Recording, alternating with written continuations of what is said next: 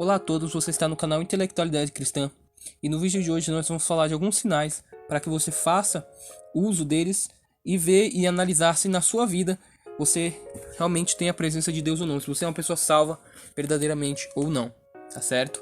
Então esse vídeo vai ser como uma bússola, caso você esteja com muita dúvida se a obra do Espírito Santo foi feita na sua vida ou não, tá? Essa é a principal motivação do vídeo. Saber se você é salvo ou não. Então, se você tem essa dúvida, ou já tem a certeza, mas quer confirmar mais ainda, fique até o final do vídeo e deixe seu like. Vamos lá. A primeira coisa que o cristão ele faz, gente, a primeira diferença é o seguinte: a forma com que ele lida é com a sua própria vida.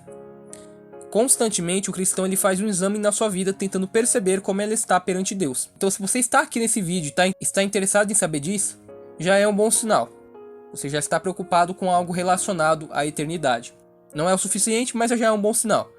Outra coisa também, quando a pessoa ela sempre procura fazer um exame, todos os dias que ela vai dormir, ela pensa pelo menos um pouco, ou na hora de dormir, pode ser também na hora do almoço, qualquer hora.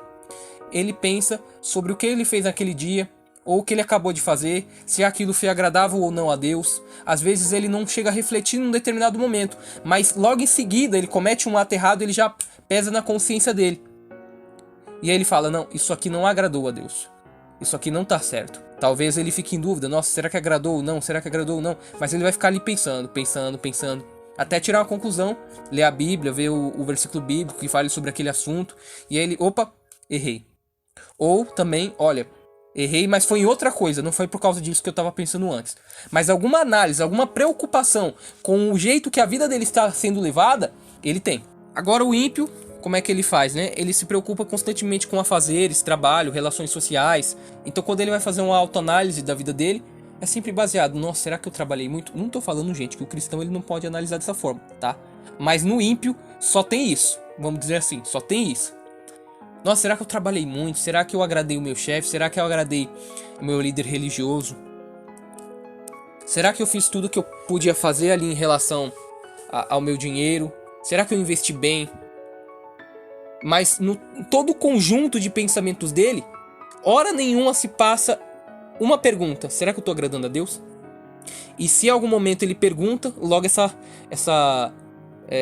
a consciência dele leva embora essa própria pergunta. E ele já não pensa mais naquilo. Ou ele pergunta de forma superficial e, sabe, não tem importância realmente a pergunta. Porque uma coisa é você se perguntar, nossa, será que eu estou agradando a Deus? E o seu coração pesa. Os seus sentimentos são abalados por aquela pergunta. Outra coisa é você perguntar, será que eu estou agradando a Deus? E você, tá perguntando só pra perguntar, entendeu?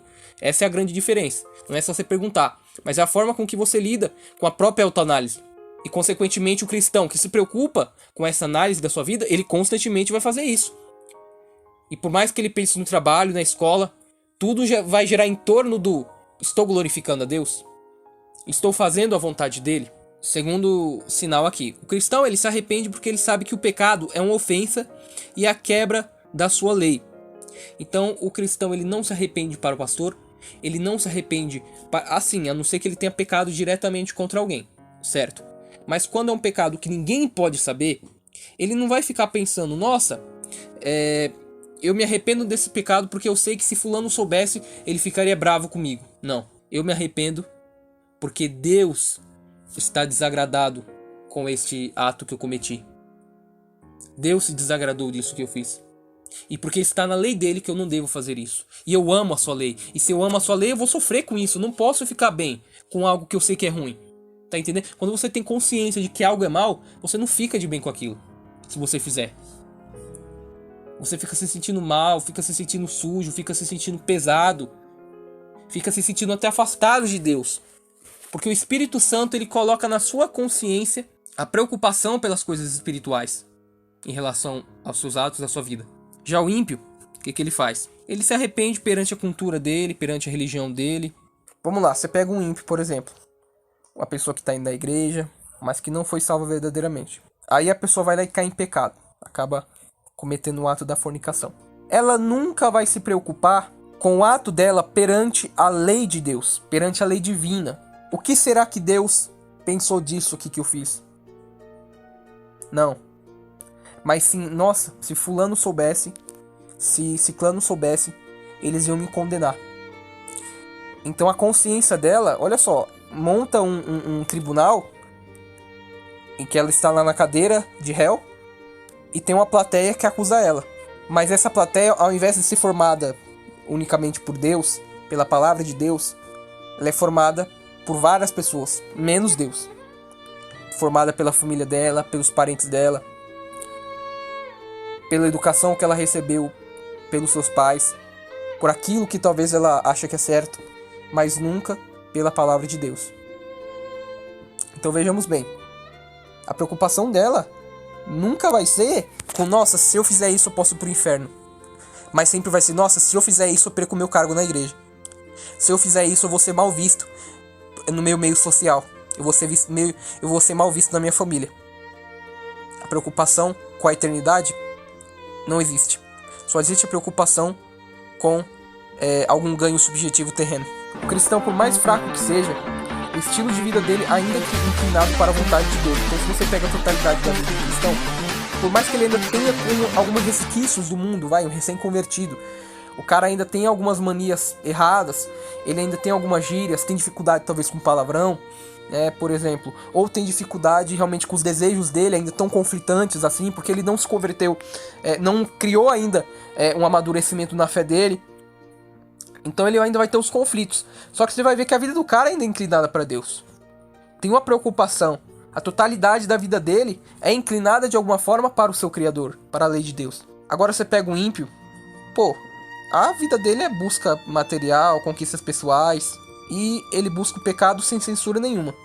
Ele não tá nem aí. Vou pecar, não tô nem aí. Agora vamos lá. Vamos supor aqui.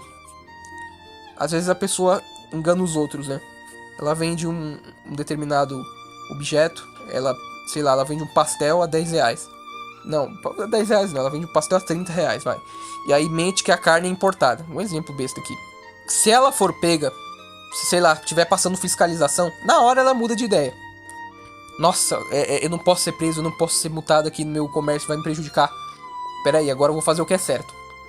Agora, se não tivesse fiscalização, se ninguém tivesse vendo, se ele tivesse ganhando dinheiro com isso, tivesse ficando rico com isso, vendendo pastel a 30, 40, 50 reais, mentindo, ele não estaria nem aí. Porque quando lhe é benéfico, o pecado, ele abraça. Quando não lhe é benéfico, quando tem uma lei que pode punir ele por aquele pecado, bom, aí ele dá um passo para trás. Mas não porque ele acha que aquilo é pecado, mas sim porque prejudica ele. Essa é a diferença do cristão. O cristão com lei, sem lei, a lei dele é a palavra de Deus. Mesmo que o Estado, as leis governamentais não façam nada em relação ao pecado dele, ele não tá nem aí, porque a preocupação dele, do pecado dele, dos erros dele, das falhas que ele comete, ele não quer prestar contas com nenhum Estado, com nenhum governo, com nenhum país, ele quer prestar contas com o próprio Deus. Então é isso, galera, que vocês meditem aí na vida de vocês, se vocês são verdadeiramente salvos ou não. Prestem muita atenção, porque às vezes o diabo ele consegue enganar a pessoa, ele consegue colocar na cabeça que aquela pessoa é salva, que a pessoa passou por um novo nascimento, passou por uma transformação. O diabo consegue colocar na cabeça da pessoa, consegue virar a cabeça da pessoa, e ela mente tanto pra si mesma que ela nunca percebe que ela não tem nada de Deus na sua vida. Então que você analise aí e tente perfurar essa camada de falsidade que muitas das vezes está na sua mente, certo? Então é isso, até o próximo vídeo, peço que você deixe seu like, seu comentário aí abaixo. Deus abençoe a todos e tchau.